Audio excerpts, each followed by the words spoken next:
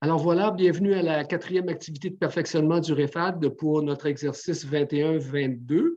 Merci à Patrimoine canadien et au Secrétariat du Québec aux Relations canadiennes pour leur généreux appui financier. Nos remerciements tout particuliers à Mme Hombourgère-Barrès, Mme Simard et M. Pelletier de l'Université TÉLUQ. Ils ont accepté avec enthousiasme de nous présenter la genèse du MOOC interdisciplinaire intitulé « Découvrez la gestion ». Madame Hombourgère-Barrès est professeure de marketing à l'École des sciences de l'administration de l'Université TÉLUQ. Ses intérêts de recherche et d'enseignement portent sur la gestion de l'expérience client et le marketing du commerce de détail. Monsieur Patrick Pelletier, professeur de management et de sociologie des organisations à l'École des sciences de l'administration de l'Université TÉLUQ. Ses intérêts de recherche portent sur le changement institutionnel, la gouvernance et la construction de l'expertise pédagogique et curriculaire en enseignement supérieur. Il s'intéresse notamment à l'institutionnalisation de la formation à distance et à l'innovation dans l'enseignement des sciences de l'administration. Christine Simard, quant à elle, est spécialiste en sciences de l'éducation au service technopédagogique de l'Université TÉLUQ. Elle y accompagne les professeurs dans l'élaboration des cours et des programmes offerts à distance en mode asynchrone. Alors, donc, sans plus tarder, notre conférencier invité débutant aujourd'hui, M. Patrick Pelletier de l'Université TÉLUQ. Bonjour, à vous. Merci. Bonjour à tous, bonjour à toutes. D'abord, merci de l'intérêt que vous porterez à cette présentation, qui a pour objet la co-création d'un MOOC qui a été développé à l'École des sciences d'administration de l'Université TÉLUQ. Sabrina et moi avons initié ce projet auquel s'est joint Christine Simard, que vous connaissez tous. Semble-t-il qu'elle est membre du conseil d'administration de la REFAD, et Lucie Moulet, qui est parmi nous aujourd'hui. Donc, on salue notre chère ancienne collègue. Et c'est une co-création qui ne repose pas uniquement sur nous quatre. C'est près de 30 collaborateurs qui ont participé à ce projet qu'on peut considérer assez substantiel, qui a mobilisé beaucoup de nos efforts pendant quelques mois, 30 acteurs, donc 15 professeurs. Alors donc, merci de l'intérêt, bienvenue. On va raconter un peu les raisons, le pourquoi et le comment de ce MOOC qui a été, somme toute, relativement un succès. On vous en parle davantage plus tard. Donc, les objectifs de la présentation, c'est de présenter un peu les cadres d'action qui ont orienté le processus de co-création. Co-création implique, comme je l'ai dit précédemment, une certaine collaboration de différents acteurs de différents métiers. Et ces cadres d'action qui sont au nombre de 6, je vous les présenterai tantôt et on présentera également les résultats de cette co-création. Et j'en profite pour remercier, il y a Catherine Bérubé qui est là, qui a participé à ce MOOC, mais comme je l'ai dit précédemment, elle n'est pas seule, donc j'en profite de l'occasion pour remercier tous mes collègues qui ont participé à l'événement. Sabrina, je te laisse la parole pour la suite. Oui, c'est ça. Moi, c'est juste une petite question pour voir un peu si vous aviez déjà entendu parler de ce MOOC, en fait. Si vous pouvez clavarder, voir un peu, ou si vous l'avez exploré ou autre, un petit peu, vos premières impressions. C'est vraiment... je ne sais pas si j'ai des... Non. Bon, la bonne nouvelle, c'est que du coup, on est là pour en parler et vous le faire découvrir. Au-delà de ça, c'est surtout, j'allais dire, en fait, faire en sorte de vous faire comprendre que ce n'est pas seulement le processus de conception en tant que tel qu'on met en lumière aussi, mais qu'une initiative comme ça, qui est en fait une formation gratuite, qui demande beaucoup d'investissement au niveau institutionnel, il faut mobiliser différents cadres, hormis le cadre très opérationnel. Donc, voilà. Alors, donc, on va vous parler d'un MOOC qui est offert en inscription continue et qui porte sur les concepts de base de la gestion et ses différentes fonctions. Il est offert depuis la mi-mars 2020. Alors, vous savez comme moi que c'est une période qui a été aussi marquée par le début des mesures visant à contrer la pandémie. Alors que les MOOC francophones souvent atteignent 5-6 000 participants, ce MOOC, après 1 an et demi, a franchi la barre du 22 000 inscriptions. Et de plus, il a un taux de complétion de 13%, alors que souvent, les MOOC ont des résultats qui oscillent plutôt entre 5 et 10%. Et il nous a permis de rejoindre des participants dans 105 pays, ce dont nous sommes très fiers. Alors, ce MOOC a une histoire, hein, elle prend forme il y a quand même quelques années. On est rendu en 2021, bientôt 2022, mais 2016, Sabrina et moi et 2 autres professeurs à l'École de sciences d'administration, on avait initié une réflexion stratégique dont l'ancrage était comme quoi que les innovations parfois naissent d'un contexte de crise, mais si vous vous rappelez un peu l'actualité, à l'époque, il y avait eu des menaces de fermeture de l'ATLUC et disons que ça a été un catalyseur d'une certaine réflexion qui nous a amené à nous poser la question qui sommes-nous, qu'est-ce qu'on veut être, qu'est-ce qu'on veut représenter auprès de la population. La trame de fond était somme toute assez claire. Le constat était nous disposons d'une expertise pédagogique de moins en moins exclusive dans un contexte qui est peut-être de plus en plus concurrentiel. Vous le savez, vous connaissez bien l'environnement institutionnel de la formation à distance au Québec, mais au Canada également. Donc, une réflexion stratégique est née. Qui sommes-nous? Qu'est-ce qu'on veut faire? Et au cœur de cette réflexion était la question de notre expertise pédagogique, mais également curriculaire. Il y a quelques projets, dont la réforme du baccalauréat en administration, qui, à l'époque, offrait un cheminement général bilingue et une seule concentration. Et en peu de temps, on a réussi à créer 8 autres concentrations, un programme de stage, des portfolios numériques et autres.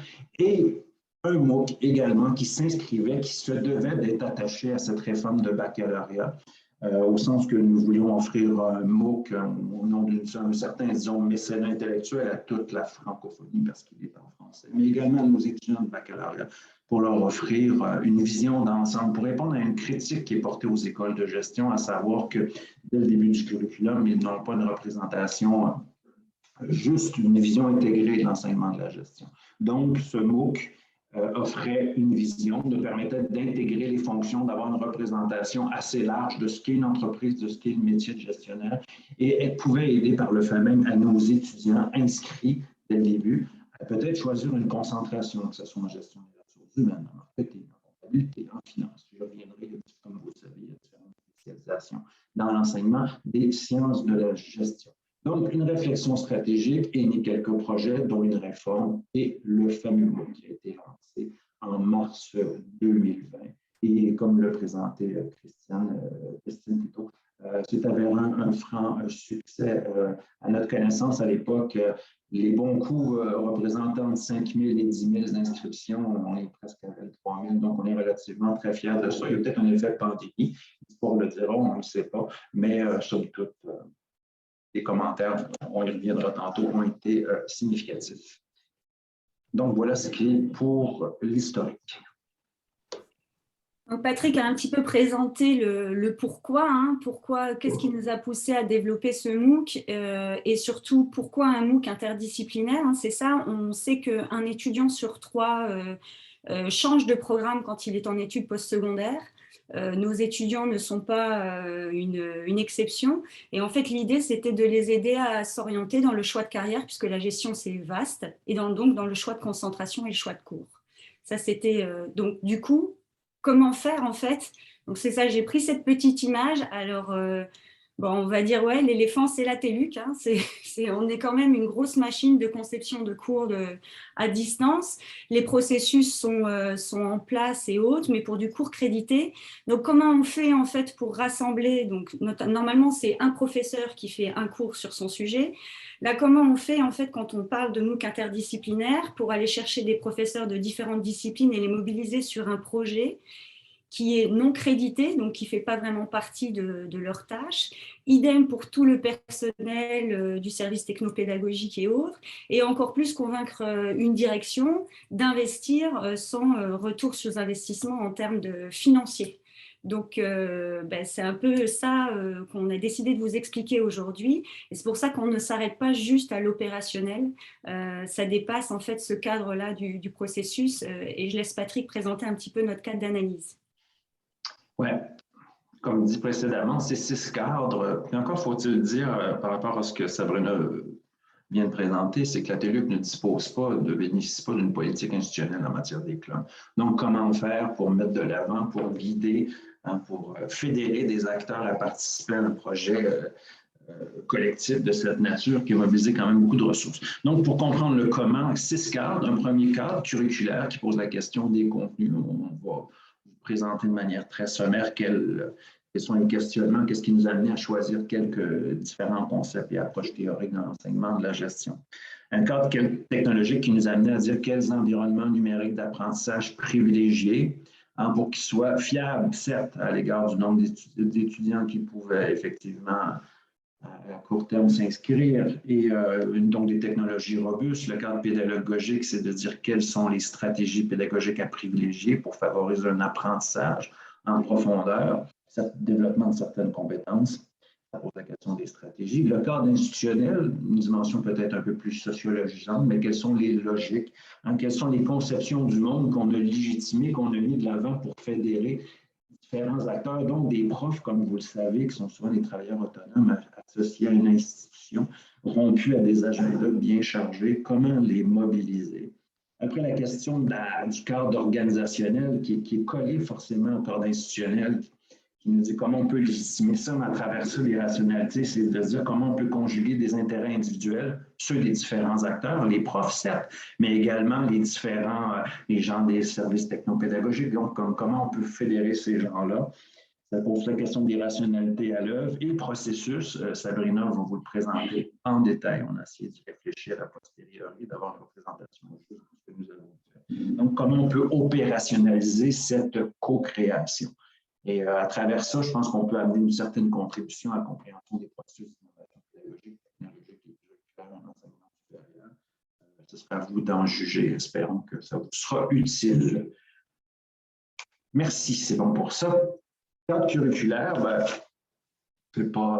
c'est la question des contenus. Christine, tu peux appuyer sur le bouton. Et une seconde fois, ça pose toute la question de l'innovation curriculaire. Et cette innovation curriculaire s'est traduite selon différentes modalités.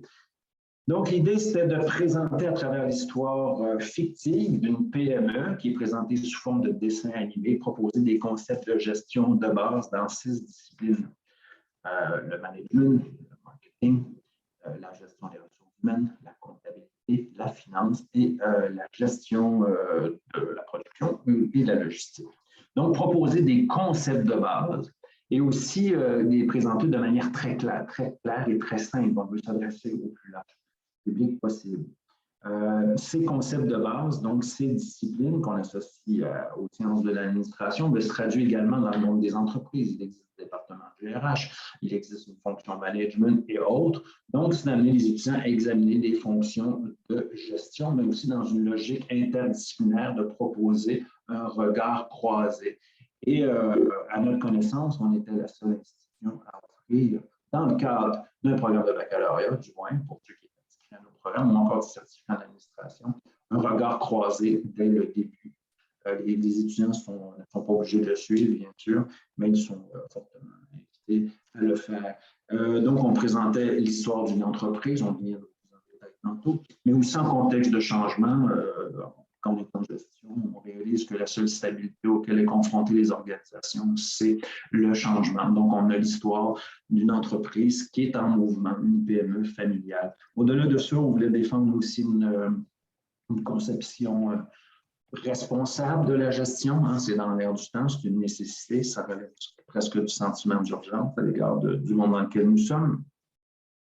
Et bien sûr, présenter aussi des problématiques contemporaines. Donc, des fonctions de base, le langage de base, il faut faire ses gammes pour gérer, et pour faire ses gammes, il faut maîtriser certains concepts. Et au-delà aussi, c'est de comprendre les préoccupations qui sont contemporaines, l'internationalisation des marchés, la responsabilité sociale, le développement durable, la créativité, l'innovation, la mobilisation des équipes, et j'en passe. Donc, ces 15 professeurs, 7 professeurs se sont intéressés au concept de base et les autres ont présenté des problématiques contemporaines de gestion dans le dernier module du club.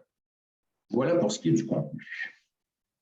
Alors, en ce qui concerne le cadre technologique, qu'on utilise l'acronyme MOOC ou CLOM, dans les deux cas, il y a un gros M pour massif. Alors, il fallait se préparer à accueillir un nombre élevé de participants et donc s'assurer d'avoir des technologies qui étaient véritablement fiables, qui allaient nous permettre de faire ça. Le choix s'est imposé tout seul pour nous. On a utilisé la plateforme de diffusion des CLOM de la TELUC. C'est un environnement d'apprentissage WordPress, donc qui nous permet d'offrir un site web qui est réactif, qu'on peut consulter à travers un téléphone, une tablette ou un ordinateur. Et cet environnement-là contient déjà un outil de progression intégré et des fonctionnalités qui permettent de gérer les inscriptions sur un mode continu.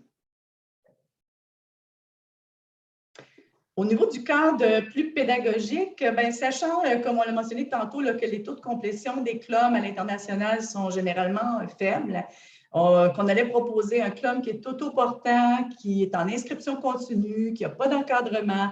On s'est demandé comment on allait pouvoir favoriser la persévérance et la motivation de nos étudiants. Excusez-moi. Et l'idée qu'on a retenue, c'est de choisir un élément pour structurer l'ensemble de la formation et on a retenu l'idée d'une étude de cas. C'est très cohérent avec le domaine parce que c'est une stratégie pédagogique qui est utilisée couramment pour l'enseignement en gestion. Comme le mentionnait Patrick, on a décidé de raconter l'histoire d'une PME québécoise fictive qui s'appelle RSM Mobilier. Et donc, sous la direction de Patrick et de Sabrina, une équipe de professeurs et de professionnels et techniciens du service technopédagogique vont élaborer cette histoire de l'entreprise. Et cette élaboration-là, elle va se faire en fait à travers une démarche itérative qui est sur 3 axes. Ces 3 axes-là sont très interreliés. Je vais vous les présenter un à côté de l'autre, mais dans les faits, imaginez des tas de petites lignes qui relient tous les éléments, ce serait plus juste. Alors, le premier axe, c'est celui du contenu disciplinaire, donc à partir d'un premier jet de l'histoire de l'entreprise préparé par Patrick. Les professeurs, sous l'œil vigilant de Sabrina, vont élaborer un cas qui se veut à la fois crédible, cohérent et qui, évidemment, va permettre de mettre en valeur les expertises des différents professeurs qui contribuent. Ensuite, le deuxième axe d'élaboration, c'est l'axe du contenu dramatique. Parce que, au-delà des exigences habituelles de la scénarisation pédagogique en FAD, on a ajouté une petite couche de complications parce qu'il fallait aussi se soucier de la scénarisation de l'histoire qu'on allait raconter. Et pour nous aider à faire ça, on s'est basé sur le travail de Sid Field, qui est un scénariste américain. Alors, Sid Field, il propose un modèle dramatique qui est en 3 actes. La mise en situation, le conflit et la résolution. Vous remarquerez que la partie du conflit est divisée en 2 moitiés. Donc, au final, on peut dire que le modèle de Sid Field, il est composé de 4 parties. C'est donc pas très surprenant qu'on raconte l'histoire de notre entreprise à travers 4 modules. Raconter l'histoire d'une entreprise qui est un objet inanimé, puis essayer de rendre ça intéressant, c'est un défi en soi. Il y a des scénaristes qui ont réussi à faire ça. Si vous pensez au film Duel de Spielberg, qui raconte l'histoire de gros méchants camions comme personnage principal, ou dans un autre registre, le film de François Girard, où c'est un violon qui est en fait le personnage principal. Mais comme nous ne sommes ni Spielberg ni Girard, nous avons exploré d'autres avenues. Alors, la première piste qu'on a retenue, c'était de travailler avec un narrateur omniscient. Et quand on a commencé à essayer de mettre ça en image, ça ne marchait pas. Alors, on s'est dit, on retourne en remue-ménage et on a émergé avec une idée, cette fois, de raconter l'histoire de l'entreprise à travers les interactions entre 3 personnages. Alors, d'abord, le père, qui est le fondateur de l'entreprise, la sœur aînée, qui est en poste depuis une dizaine d'années, et la sœur cadette, Marie, qui en fait est le personnage principal et qui est ce personnage hors de son élément naturel, qui va être confronté à plusieurs difficultés et qui va en ressortir transformée et même désireuse de retourner aux études. Cet axe nous amène évidemment au troisième axe qui est celui de la forme, du choix des médias. Alors, très tôt dans ce projet-là, Patrick est arrivé avec l'idée de travailler avec de l'animation. C'était très enthousiasmant. Et ça nous a permis là, de conjuguer différentes expertises parce que ça prend des expertises en scénarisation, en utilisation de logiciels spécialisés, en conception d'éléments visuels, en direction d'acteurs pour toute la partie des enregistrements audio. Bon, on s'entend qu'on n'a ni les budgets ni l'expertise de Walt Disney. Alors, on a travaillé, nous, avec le logiciel d'Adobe, le logiciel After Effects, pour produire des animations en 2 dimensions. Alors, ça vous donne une petite idée ici là, de la préparation qu'on a effectuée. À gauche, on a la partie scénarisation. À droite, on a une saisie d'écran fixe du produit qu'on a livré.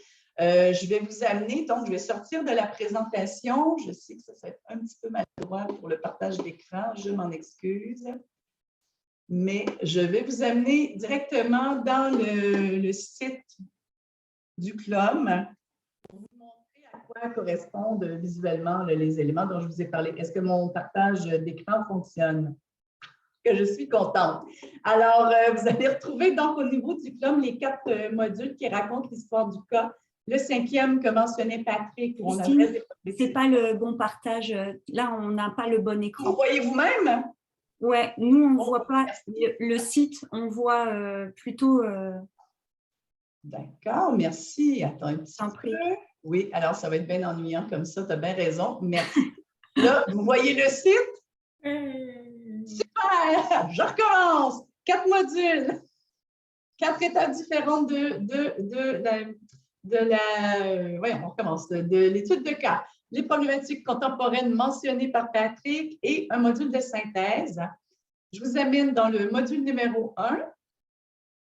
Tous les modules, en fait, ont la même structure. Donc, on va d'abord présenter des informations qui concernent le cas. Ici, on le fait en partie à travers un élément visuel, une image, et on le fait aussi à travers une animation. Wow! Il est élégant, papa, dans le costume que tu as choisi. Oui, il a fière allure, on dirait. Un homme d'affaires qui a réussi, qui fête les 25 ans de son entreprise. T'es chanceuse, toi. Tu te souviens des débuts d'RSM Mobilier? Moi, j'étais qu'un bébé. Et moi, une ado qui voyait plus son père très souvent. Mais tu as rattrapé le temps perdu après tes études en gestion, non? Attention, ça commence. Bienvenue à tous. Merci d'être là avec vos familles. Aujourd'hui, RSM Mobilier fête ses 25 ans. Alors donc, au final, on a produit 4 capsules comme ça d'une durée moyenne de 3 minutes. Et pour faciliter l'accessibilité au contenu, on offre toujours la narration sous la capsule. Alors, suite à la présentation du cas, on poursuit avec une experte qui va en fait donner une vue d'ensemble des contenus qui vont être traités à l'intérieur de ce module.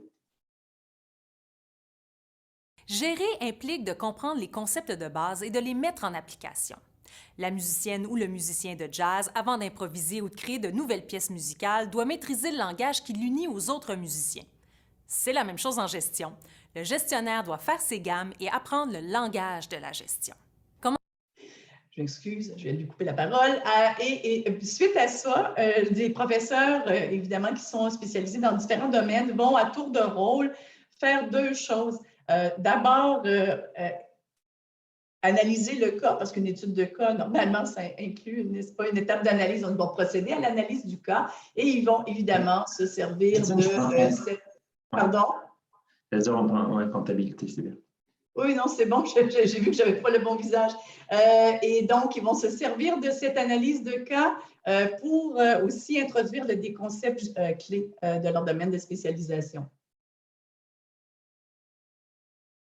Qu'est-ce que la comptabilité? La comptabilité est un système d'organisation de l'information financière. Il permet de classer et d'enregistrer des données de base chiffrées.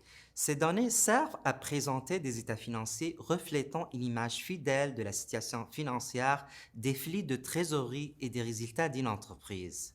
La comptabilité sert aussi d'outil de gestion dans la conduite des affaires de l'entreprise. Alors, à chacune de ces vidéos va être associé un questionnaire qui permet à l'apprenant de valider ses apprentissages. Alors, ça conclut ma tournée rapide des 4 modules qui décrivent le cas. Je vous donne un petit exemple de ce à quoi ressemblent les vidéos qui ont été produites sur les problématiques contemporaines qui ne sont pas nécessairement complètement explorées dans les 4 modules précédents. Le monde du travail a connu au cours des dernières décennies des transformations importantes qui incitent les organisations à déployer des nouvelles stratégies pour demeurer compétitives. Dans une économie du savoir où se développent des nouveaux moyens de production et de communication, le capital humain constitue désormais l'une des principales richesses des organisations. Alors voilà, je vais redonner la parole à Patrick et lui afficher le plus rapidement possible la petite diapo qui va avec. Voilà. Et Patrick, ça va? Avec un micro, ça va mieux, bien sûr. C'est bon. Et une présentation, c'est bien aussi. Donc, Et tu vois la présentation, ça va? Non, je ne la vois pas. Personne ne la voit, je crois. Voilà. Maintenant? Alors, donc, nous sommes rendus au cadre institutionnel, à savoir le 4e cadre. Donc, dans le fond, le cadre un peu plus macro, qui renvoie un peu à l'environnement, qui renvoie à cette idée qu'un tel projet, qui est quand même substantiel, qui mobilise des ressources significatives, un grand nombre de collaborateurs, doit reposer sur des conceptions du monde. Le projet doit être jugé légitime pour réussir à fédérer un nombre d'acteurs. Donc, il doit correspondre à des valeurs, à des croyances qui sont tenues pour acquises. Ce n'est pas un enjeu de négociation, c'est qu'on a le goût de participer à ça. Il y a une des valeurs qu'on voulait mettre de l'avant. Au-delà de ça, c'est que le projet se fasse dans le plaisir. Je pense qu'on a réussi à le faire. Vous verrez tantôt, on a quelques commentaires de collègues qui ont manifesté l'intérêt qu'ils ont eu dans ce processus-là. Il y avait 3 logiques, dans le fond, 3 logiques institutionnelles, hein, comme des systèmes de croyances, des cadres de référence, des conceptions du monde qui nous ont amenés à concevoir cette petite chose.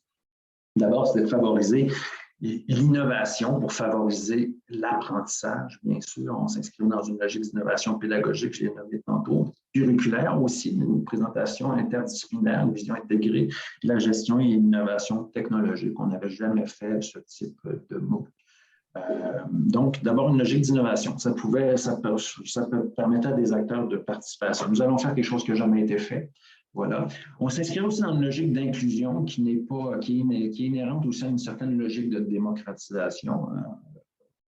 Il y a besoin de rappeler que c'est l'une des missions d'Université TÉLUQ. Donc, au-delà de ça, c'est que le MOOC se devait d'être accessible à tous et à chacun, bien sûr pour nos étudiants, mais aussi dans le contexte de la francophonie. Mais au-delà de ça, pour les personnes en situation de handicap. Donc, Christine l'a présenté tantôt. Il y a eu des verbatims, donc pour les personnes malentendantes, les personnes non-voyantes, nous avons appliqué les principes inclusifs de la conception universelle de l'apprentissage. Donc, on voulait offrir un plus grand nombre possible de personnes. Et bien sûr, une logique de réputation, au-delà d'une certaine forme de mécénat intellectuel, parce que c'en est un, d'offrir gratuitement un tel dispositif pédagogique, c'était aussi d'assurer le positionnement stratégique de notre institution. Donc, c'est un langage de gestion, mais favoriser, valoriser notre expertise, montrer ce que nous faisons de bien à la TÉLUQ, qui malheureusement souffre parfois d'un certain déficit, disons, symbolique sur le plan identitaire. Donc, profiter du plan pour montrer ce que l'on fait bien et de conjuguer un petit peu les intérêts des profs, parce que ça va de pair avec la réputation des profs. Des milliers de personnes vont vous voir, mais aussi vont voir ce que nous faisons en tant d'institution. Donc, concilier des intérêts individuels de réputation et un projet collectif basé sur un certain objectif de positionnement stratégique. Donc, ça, c'était les grandes logiques qui nous ont amenés à développer ce MOOC, à amener des acteurs à collaborer, 30 en tout, je le répète, et il y a différentes rationalités. On est dans des organisations qui sont complexes, plusieurs corps de métier. Donc, le plaisir devait être central, bien sûr, dans cet exercice de collaboration, mais aussi un projet comme ça, c'est une conjonction de hasard conjonction de personnes, d'idées, de contextes. Est-ce qu'on a réussi à, l'histoire le dira, ou on ne le saura jamais, ça a fonctionné. Il y a toujours une part de hasard qui peut nous échapper. Hein. L'exercice n'est pas toujours rationnel, il y a des trucs qui nous échappent, mais forcément, la couleur de ce qu'il est le résultat de différentes conjonctions de personnes, d'idées et de contextes. Et pour fédérer les gens, on établit un portrait dès le départ. On a créé des documents et qui se sont avérés convaincants, et je pense qu'il y a amené peu d'acteurs à émettre une certaine opposition à un tel projet qui mobilisait quand même des ressources. Donc, on a communiqué, on a été investis, Sabrina et moi, pour convaincre nos collègues, puis ça s'inscrivait dans un projet d'ensemble, celui de l'École des sciences d'administration, Université TELUC, pas le projet de Sabrina Bourget-Barrès et Patrick Pelletier, non, un projet collectif. Et c'est comme ça qu'on a réussi à fédérer des gens à travers différentes rationalités qui allaient de pair avec leur conception du monde. Voilà pour ce qui est du cadre organisationnel.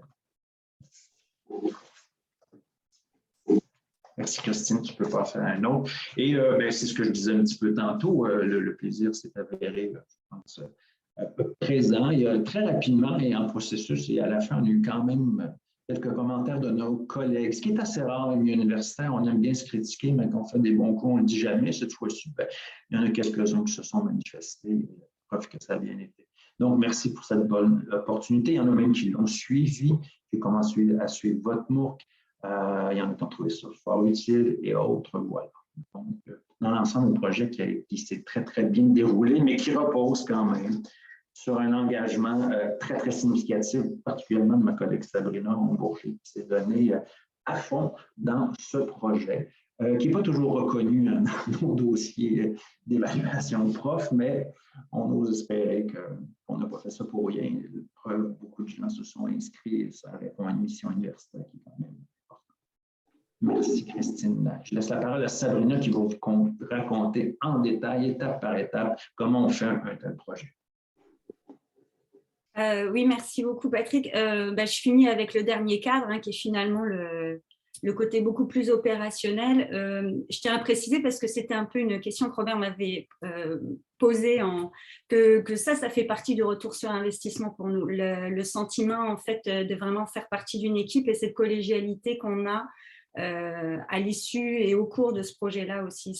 C'était très porteur parce que nous, en tant que professeurs, on travaille beaucoup tout seul. Et donc, ça c'est que ce soit pour Patrick, pour moi, mais je pense aussi pour tous les collègues qui ont participé à ce projet, ça a vraiment créé du lien.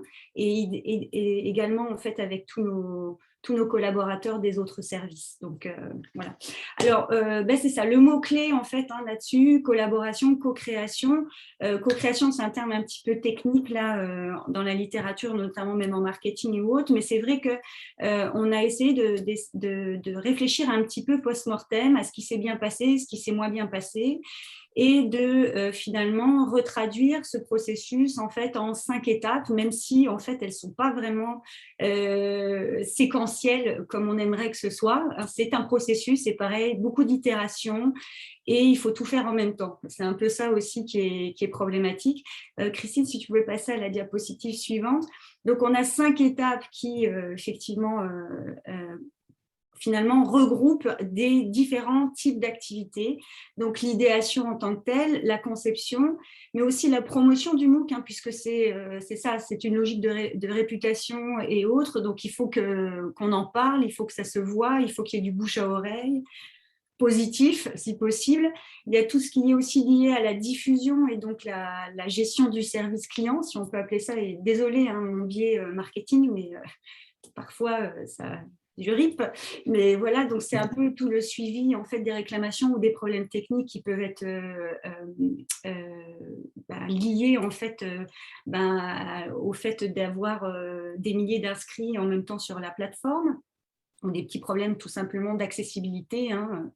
Et puis l'évaluation, puisqu'effectivement, comme toute initiative, là aussi, il faut qu'on ait en fait des indicateurs de performance ou de contre-performance pour s'améliorer.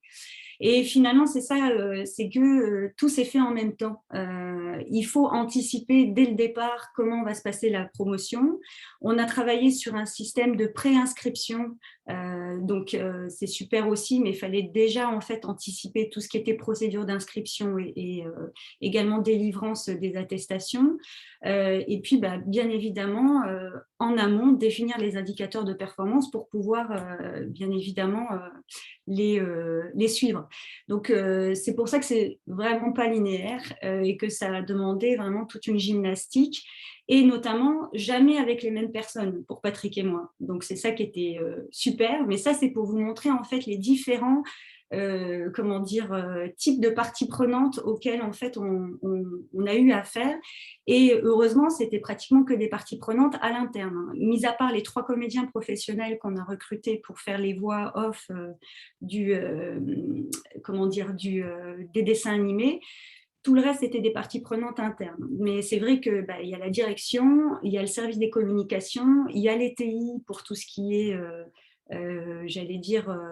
gestion des inscriptions et processus, gestion des réclamations. Il y a eu bien évidemment nos spécialistes en sciences de l'éducation, tous les techniciens en audiovisuel, les réviseurs linguistiques. Je ne sais pas si je pense que ça fait le tour, mais c'est ça.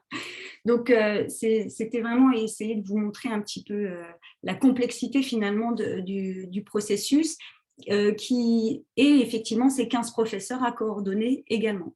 Donc, voilà. On a essayé là de vous lister les grandes activités. C'est sûr qu'il y en a plus que ça, mais là, c'est les grandes pour... je ne vais pas les détailler puisque vous avez le support à la suite. L'élément central en fait de ça, c'était de réussir finalement en fait au niveau opérationnel, à la fois en fait de cadrer et de canaliser pour essayer de retirer les mêmes informations et quand même homogénéiser les process et puis les livrables des différents professeurs en termes de contenu, mais également encourager leur créativité. Donc, on a dû vraiment jouer sur 3 types de dispositifs qu'on a nommés des dispositifs d'accompagnement. Donc, on a développé des guides et on a utilisé des référents qui sont en fait, en l'occurrence, Patrick et moi, c'est-à-dire que des guides pour les capsules vidéo, en fait, on normait le nombre de mots, on normait un petit peu les sections attendues par les professeurs pour chaque capsule qu'ils devaient produire. Et également, en fait, on a tourné des capsules vidéo exemples pour les aider également à enregistrer. Également, on a les quiz aussi faisaient l'objet de gabarits. Enfin, on a essayé de vraiment cadrer l'action.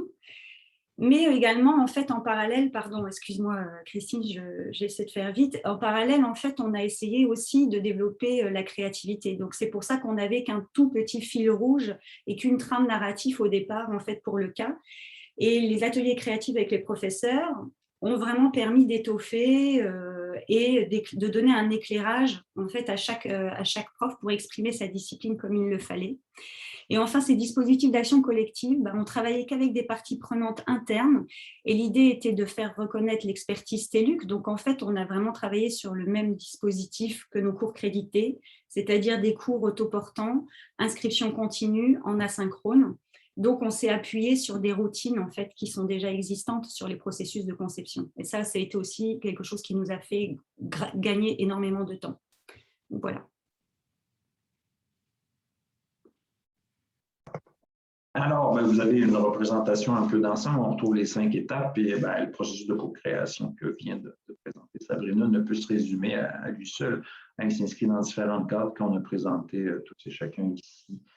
Donc, on ne peut considérer le cadre pédagogique sans considérer le cadre curriculaire et technologique, et ça s'inscrit dans un contexte plus large, ça s'appelle un contexte institutionnel. Donc, vous avez ici une lecture qui peut permettre de vous amener à développer ou du moins à vous référer quand il est temps de développer un MOOC ou toute autre forme d'innovation en enseignement supérieur. Ce sont des éléments clés, je pense, qu'on doit considérer. Pas une recette, certes, mais c'est certains repères que je pense qui peuvent s'avérer utiles. Un jour, on publiera un article Et on verra bien si ça fait sens, mais pour l'instant, on a l'impression que ça se tient. Merci. Juste en quelques minutes, je sais qu'on déborde un petit peu, je m'en excuse. C'est correct? C'est juste pour vous parler un petit peu des résultats quand même, parce que le fameux retour sur investissement, au-delà de... Donc, vas-y Christine, je t'en prie. Donc déjà, en fait, nos fameux indicateurs de performance, ou en tout cas ce qu'on a suivi, c'est déjà nos étudiants, nos 22 770 inscrits, quand ils s'inscrivent, doivent renseigner une petite fiche d'inscription, donc on a pas mal d'informations. Déjà, par rapport à TELUC, nos étudiants, en fait, on a 71% de nos étudiants qui sont de sexe féminin. Là, en fait, on a un peu plus d'équilibre, de parité, on va dire. Sur la classe d'âge, ça reste sensiblement pareil à nos étudiants. La bonne surprise aussi, c'est dans notre mission d'accessibilité du savoir universitaire, c'est ça, c'est qu'en fait, on a 23% de nos étudiants qui n'ont pas de diplôme d'études, des apprenants qui ont suivi le MOOC, qui n'ont pas de diplôme d'études secondaires ou d'études universitaires. Donc, c'est vraiment, en fait, là, je trouve un beau pari, donner l'envie d'étudier. Voilà. 83% des apprenants suivaient leur premier MOOC, alors que 13% étaient inscrits à plusieurs, et 27% sont déjà étudiants. Donc, voilà. Et puis, effectivement, un premier cours universitaire pour 30% d'entre eux. C'est un petit peu les faits saillants des caractéristiques de nos apprenants. Vas-y, Christine. Alors, sur le taux de complétion, donc on a fait une petite analyse, comme le disait Christine au tout début, donc un taux de complétion qui est significativement supérieur au taux de complétion moyen des MOOC. Donc, on s'en félicite, surtout sur un MOOC qui n'est pas disciplinaire et spécialisé et où il n'y a pas d'encadrement. Donc, bon. C'est plutôt, on est très content de cette performance-là. Effectivement, on s'est rendu compte que le taux de complétion pour les hommes était significativement supérieur aux femmes. Après, la raison, on peut y mettre des hypothèses, mais effectivement, les résultats sont là. Le taux de complétion est effectivement supérieur pour les personnes qui suivent d'autres MOOC en parallèle. On a comme des aficionados, des MOOC, des personnes qui s'inscrivent. Puis je pense que le confinement a aussi bien aidé à ça. Et effectivement, pour nos étudiants, TELUC, qui se sont inscrits à ce MOOC, eux étaient 21% à avoir complété. On espère augmenter ce chiffre, notamment pour les étudiants de baccalauréat et de certificat en administration. Puis ça, c'est un peu les scores de satisfaction. 97% satisfaits, 68% très satisfaits, 81% qui recommanderaient le MOOC, 92% qui sont motivés à s'inscrire à un programme universitaire. Donc, quand on voit qu'il y a 23% qui n'ont pas de diplôme universitaire ou même pas d'études secondaires, c'est intéressant. Effectivement, sans surprise, ce qui a été beaucoup apprécié, c'est la méthode de l'étude de cas et la diversité des médias. Le fait aussi, justement, d'avoir à la fois les vidéos et les textes. Alors, ce n'est pas uniquement parce qu'effectivement, on a des personnes en situation de handicap, mais c'est aussi parce qu'on a énormément d'apprenants qui étaient dans des pays d'Afrique ou d'Haïti. Pardon? Ah, je ne sais pas, il y a... Bon. Je pense qu'il y a quelqu'un qui a son micro ouvert, je vais essayer de voir c'est qui. C'est bien correct. Fermez votre micro, s'il vous plaît. Mais ce qui est intéressant, c'est que dans les commentaires, on avait quand même des personnes qui nous disaient qu'ils marchaient 4 heures pour pouvoir aller dans un café Internet et suivre nos cours tous les samedis. Donc, c'est vraiment, il y a eu beaucoup de personnes qui ont aimé le fait d'avoir les textes parce que tout simplement, ils n'avaient pas en fait une connexion Internet suffisamment bonne pour pouvoir faire rouler les vidéos. Donc, voilà, donc ça, c'est des problématiques qu'on n'avait pas non plus trop appréhendées au départ, mais c'est des choses en fait à prendre en compte. Le fait de pouvoir lire les vidéos en qualité même, c'est quelque chose qu'on fera, je pense, pour les prochaines fois, parce qu'effectivement, on est allé chercher du monde dans des pays très mal desservis par Internet. Et puis aussi, il y a une chose qui est très intéressante, c'est que justement, comme on a eu en fait une portée dans toute la francophonie, ben, en fait, on nous a pas mal reproché l'ancrage culturel, hein, le fait que la réalité de l'économie québécoise ou canadienne n'a rien à voir avec la réalité de l'économie en Haïti ou au Sénégal ou autre, ça on veut bien le croire. Et puis aussi, ben, nos personnages animés sont de couleur blanche. Bon, voilà. Donc ça, c'est des choses dont on, effectivement, un peu plus de diversité culturelle et d'inclusion dans nos contenus à l'avenir qui peuvent être intéressants.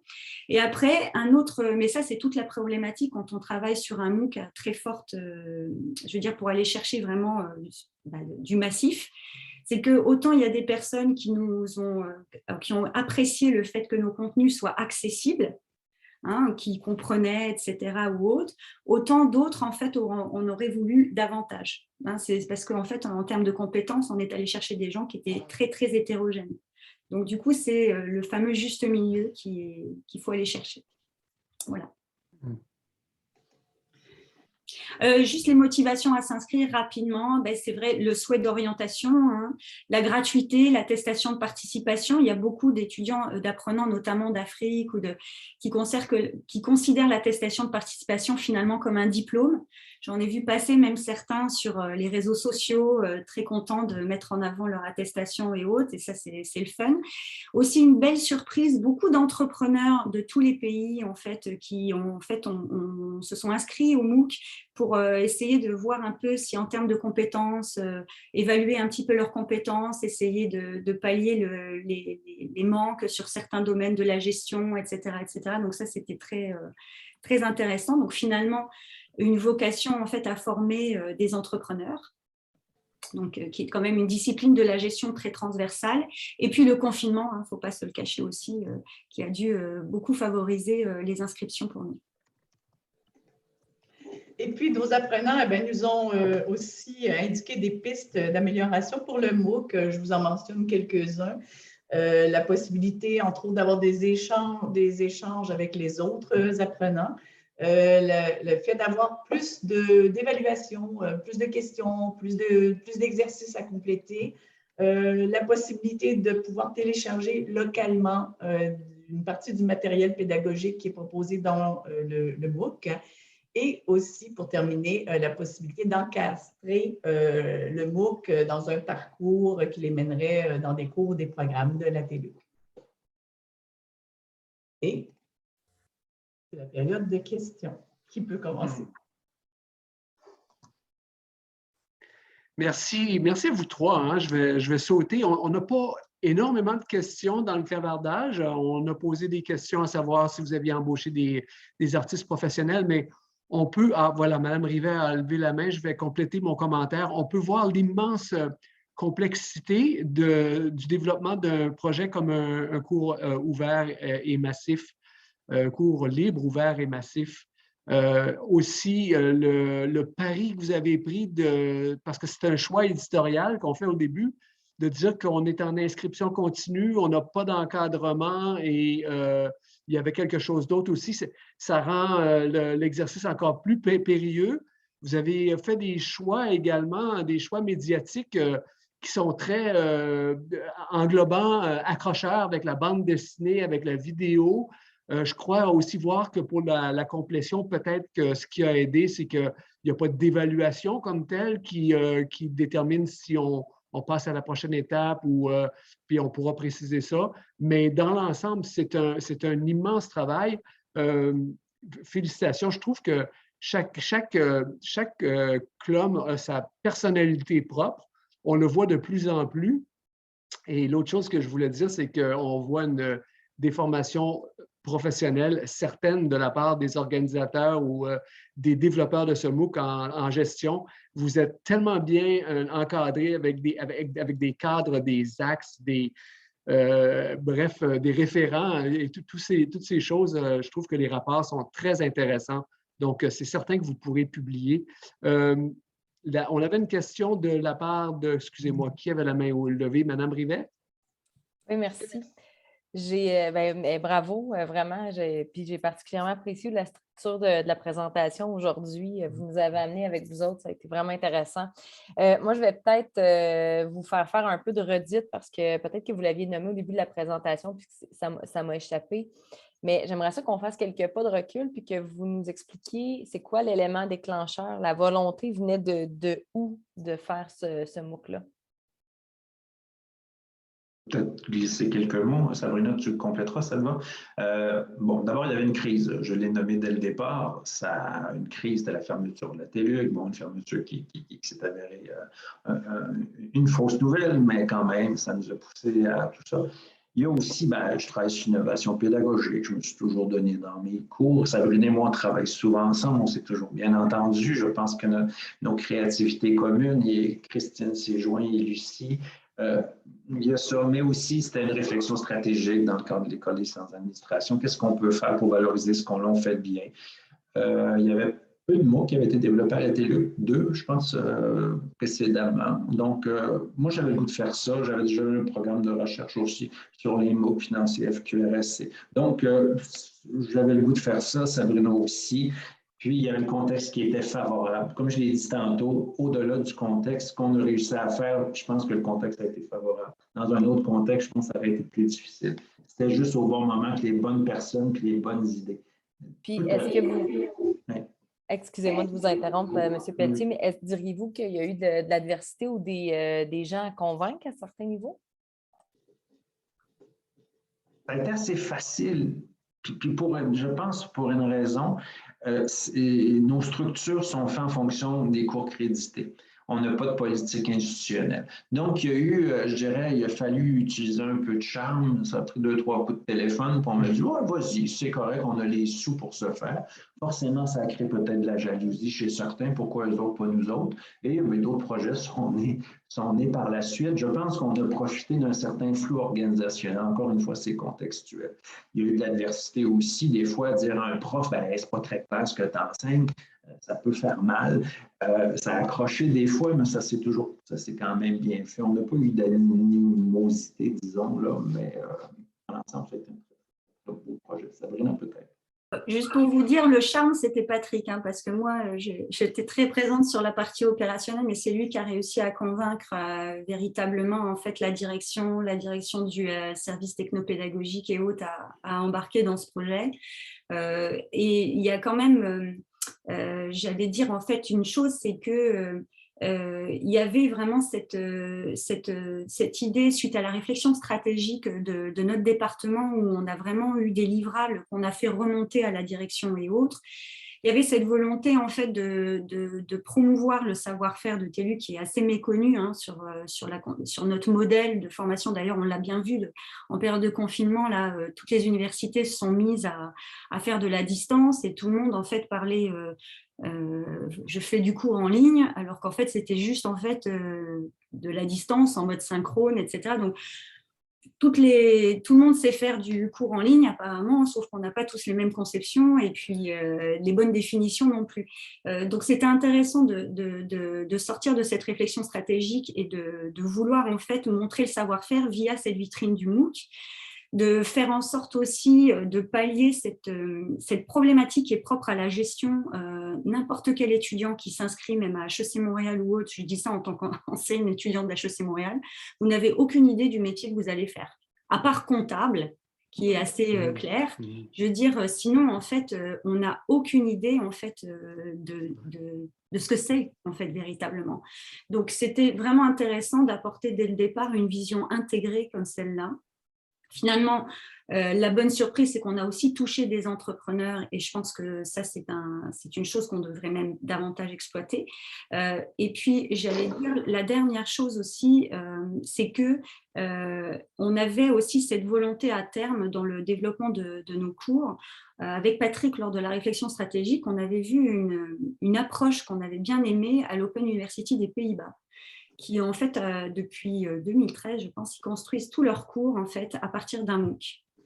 Et si la personne veut aller plus loin, elle peut aller sur un cours plus complet. et passer à ces 3 crédits. Donc, en fait, cette approche-là, un petit peu en gigogne, là, comme ça, on avait trouvé que c'était intéressant. Donc, c'était un peu aussi l'objectif de vouloir initier ça un petit peu par la bande, parce que ce n'est pas notre façon de faire. Donc, c'est pas dit qu'à terme, justement, cette fameuse bascule entre le MOOC et puis un premier cours, en fait, on travaille là-dessus, en fait, Patrick travaille là-dessus, hein, le fait de pouvoir un petit peu renforcer l'évaluation du MOOC et puis ensuite pouvoir basculer sur un cours, notamment son cours d'initiation à la gestion, qui est dans le bac et au certificat. Donc, c'est vraiment un peu ces objectifs-là, finalement, qui étaient déjà là, en fait, en 2016. Je ne sais pas si j'ai répondu à la question, complété la question à l'arrivée. Tout à fait, puis merci pour ce que vous avez nommé par rapport à l'université que vous avez inspirée, là, où je comprends que le MOOC est un peu une porte d'entrée, puis après ça, qui ouvre des possibilités. Je trouve ça super intéressant. Merci. Oui, c'est intéressant par rapport aux objectifs stratégiques, hein, à la fois de l'institution et du département. C'est critique ce que vous dites là. On avait aussi une question de Mme Farès qui demandait en termes de la solution technologique qu'on avait déjà mentionnée qui était After Effects, mais elle voulait savoir s'il y avait eu des défis budgétaires sur la durabilité. Mme Farès, n'hésitez pas à ajouter à la question, mais Christine, tu as déjà répondu dans le clavardage, tu veux peut-être élaborer? En fait, ce que je précisais, c'est qu'on détenait déjà des licences d'After Effects, donc il n'y a pas eu de gros investissements en termes d'achat logiciel. Par ailleurs, on ne fait pas de l'animation 2D avec des petits personnages qui se promènent sur une base régulière. Donc, il a vraiment fallu prévoir du temps pour que nos techniciens qui sont des magiciens de tout ce qui concerne le multimédia, mais qui causaient le temps de développer là, certains savoir-faire avec des fonctionnalités qu'ils n'utilisaient pas souvent. Et puis aussi pour qu'ils fassent du repérage, parce que quand je disais qu'on a travaillé en itération complète, c'est quand on était, par exemple, à scénariser, on a tout de suite travaillé avec l'équipe de techniciens audiovisuels pour dire, OK, mais dans ce logiciel qu'on va utiliser, qu'est-ce qu'il y a comme fond d'écran? Et donc, prendre une scène où on a les deux sœurs qui se parlent, on dit elles pourraient se parler dans une cuisine, elles pourraient se parler dans un restaurant, elles pourraient se parler dans un jardin. Qu'est-ce qu'il y a comme fond d'écran? Donc, on allait tout de suite favoriser la réutilisation des éléments existants pour réduire les coûts et les délais. Mais je ne vous cacherai pas que c'est quand même un engagement important. Et c'est un engagement aussi dans lequel il faut prévoir beaucoup d'étapes de validation, parce que comme c'est un média qui est très riche, le modifier a posteriori, ça pourrait être coûteux et onéreux, mais nous, dans ce projet, véritablement, on n'a pas eu d'enjeu par rapport à ça. On l'a saucissonné très fin, ça a très bien été. Oui. Saucissonné très fin, j'aime beaucoup. Ça me donne, je n'ai pas encore dîné, moi, ça me donne l'appétit. En terminant, est-ce que, j'étais curieux, Madame Hombourger, vous avez mentionné des ateliers créatifs pour les profs. J'ai trouvé ça intéressant. Pourriez-vous brièvement développer sur la question? En fait, on a eu 2 séries d'ateliers créatifs. Le premier était justement, en fait, juste Patrick et moi, et Christine et Lucie, donc les 2 spécialistes en éducation. On a eu du fun, d'ailleurs, ce jour-là. On avait bloqué, en fait, tout un après-midi, où, en fait, finalement, on a monté, à partir d'un cas que Patrick avait déjà écrit, on a monté ce que disait Christine, en fait, pour vraiment, et ça, c'était intéressant, on a humanisé le cas. Donc, on a commencé à raconter des histoires sur les personnages, qu'est-ce qui leur arrive en fait sur les 4 temps forts, là, sur les 4 modules, donc les 3 temps forts, vraiment mettre en fait de la chair autour de ce cas-là, donner des noms, etc. Enfin, vraiment, on a eu beaucoup de fun, mais on est parti sur justement cette petite histoire avec la description en fait des personnages. Et c'est ça, en fait, à partir de là qu'on a réuni finalement les 8 professeurs qui ont travaillé en fait donc sur l'étude de cas, hein, qui sont les 4 premiers modules, dans une salle, toute une après-midi également et haute. Et en fait, finalement, on leur a juste en fait présenté les personnages avec Patrick et présenté en fait les 3 temps forts. et en fait, finalement, ce qu'on attendait un petit peu en termes de contenu pour chaque module. Et à partir de là, c'était assez fun parce que finalement, on s'est rendu compte que le fait d'avoir humanisé ça avec Christine et Lucie, tous les professeurs ont embarqué. Et donc là, un tel a dit « Ah, mais ça serait bien là d'aller trouver une enquête sur le marché du meuble. Ah ben là, il va falloir que je monte des états comptables, on va s'occuper de ça. Ah ben là, ça serait bien de rajouter tel événement à tel moment parce que comme ça, je pourrais parler de telle thématique. » Et ça a vraiment, en fait, foisonné. Donc, c'est vraiment ça, c'est pour ça que je disais, ensuite, on a tout remis sous forme de gabarit, mais le fait d'avoir tout simplement une toute petite trame narrative humanisée, tout le monde, en fait, a embarqué en disant « Ah, ben oui, ben, il pourrait lui arriver ça, puis comme ça, je vais parler de ça. » Et là, du coup, tout c'est... donc, je prenais des notes. Et à la fin, j'ai tout envoyé. Et puis, ça a vraiment, en fait, chaque personne est revenue vers moi avec des éléments complémentaires. Donc, ça a pris plusieurs semaines, le temps que les uns, c'est ça, la poussière retombe et puis qu'ils aient de nouvelles idées et autres. Donc, il faut avoir 5 ou 6 versions du cas, que j'appelais personnage et temps fort. C'est un fichier qui s'appelait personnage et temps fort, c'est tout. Et ça s'est alimenté comme ça au fur et à mesure.